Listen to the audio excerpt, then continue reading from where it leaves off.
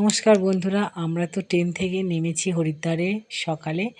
আর নেমে registration card আমরা নিয়ে এসে দুপুরে ছিলাম, আর বিকালে সন্ধ্যা আরতি দেখে রাত্রে ছিলাম হরিদ্বারে। আর সকালে সকালে উঠে আমরা হরিদ্বার থেকে ৪৫ জন যাত্রী একটা বাস নিয়ে আমরা চারধামের উদ্দেশ্যে বেরিয়ে পড়লাম। এখন যাব দেরাদুনে।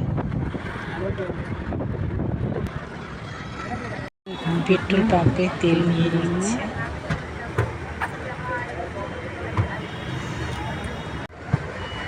হরিদ্বার থেকে তেল ভরে নিয়ে আমরা যাচ্ছি দেরাদুন।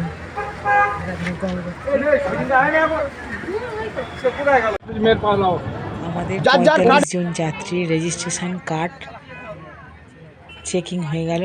এই যে চেকিং অফিস। তো আমরা এখন যাচ্ছি দেরাদুন।